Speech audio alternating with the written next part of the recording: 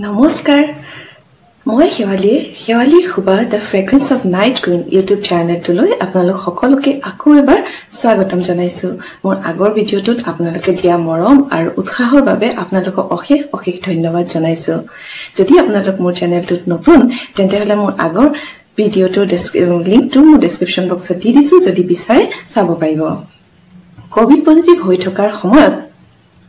আমাৰ মা দেউতা কি খাদ্য খুৱাইছিল বা কোনখন খাদ্য তালিকা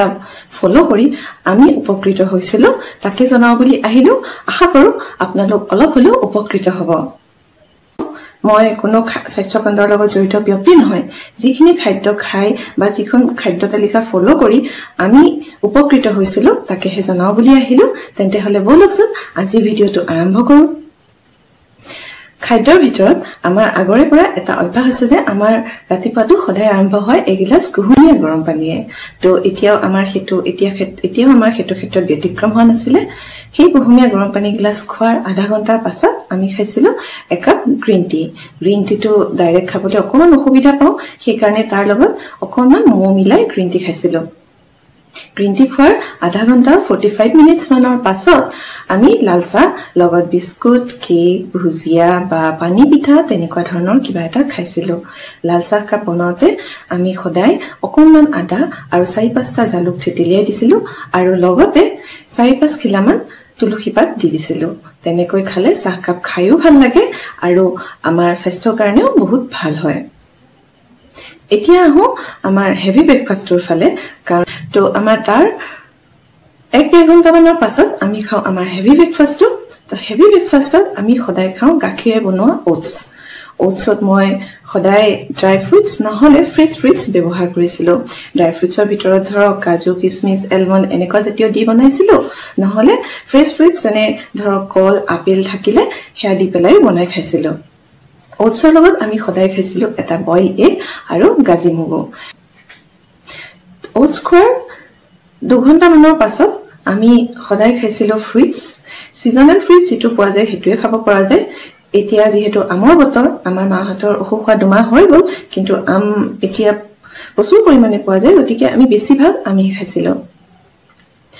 আম নহলে বেছি গৰম যেন লাগিলে তৰমুজ খাইছিলো নহলে ডালিম পালে ডালিম খাইছিলো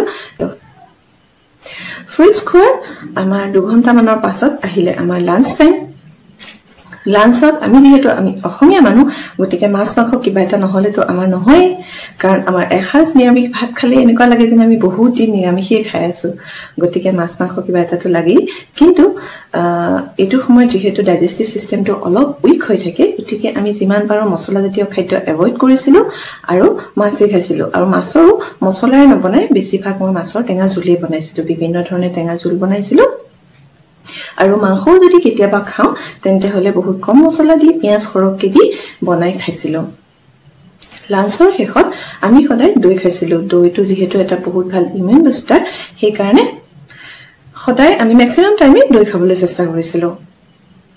দৈটো কেঁচা গাখীৰৰ যদি দৈ খাও তেন্তে হলে কফ বা চৰ্দি হোৱা চান্সেছ এটা থাকে গতিকে আমি কেঁচা দৈ ঠাই গৰম গাখীৰৰ দৈ বনাইছিলো নহলে মিঠা দৈ বনাইছিলো যদি আপোনালোকে বিচাৰে তেন্তে হলে মিঠা দৈ ৰেচিপিটো মই কেতিয়াবা নিশ্চয় আপোনালোকৰ লগত শেয়াৰ কৰিম এতিয়া আহো আমাৰ লাঞ্চৰ পিছত ইভিনিং স্নেক্স লৈ তো আমাৰ গধূলি চাহ কাপ সদায় অলপ আমাৰ খোৱা দেৰি হয় গতিকে লাঞ্চৰ আৰু গধূলি চাহ কাপৰ মাজত এটা দীঘলীয়া গেপ পৰি যায় প্ৰবলেম থাকে যে তেওঁলোক পৰপতককে উইক হৈ যাব পাৰে গতিকে আমি সঘনাই 2 ঘণ্টাৰ মূৰে কিবা এটা হলো খাবলৈ দিবলৈ চেষ্টা কৰি আছিলো সেই গতিকে লাঞ্চ আৰু ইভিনিং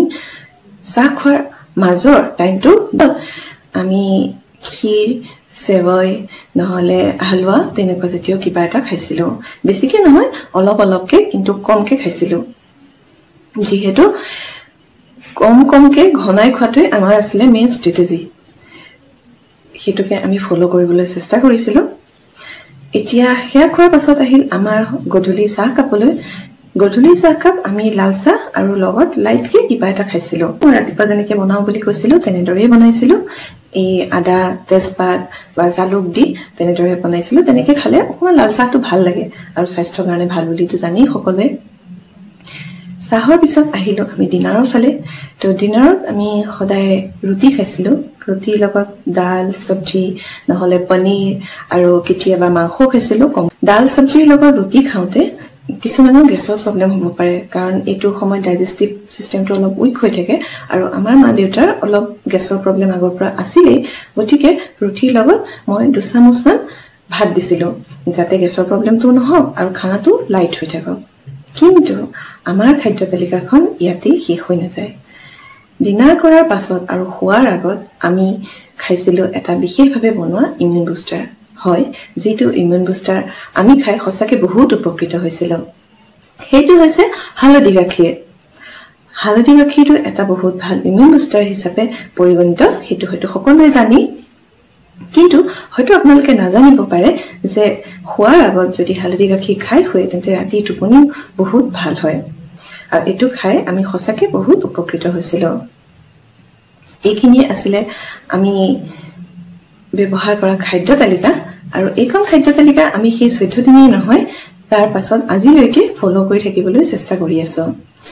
আশা কৰো আপোনালোক অলপ হলেও উপকৃত হৈছে যদি ভাবে যে ভিডিওটো অলপ হলেও হেল্পফুল হয় তেন্তে হলে লাইক কমেন্ট শেয়াৰ আৰু সাবস্ক্ৰাইব কৰিবলৈ নাপাহৰিব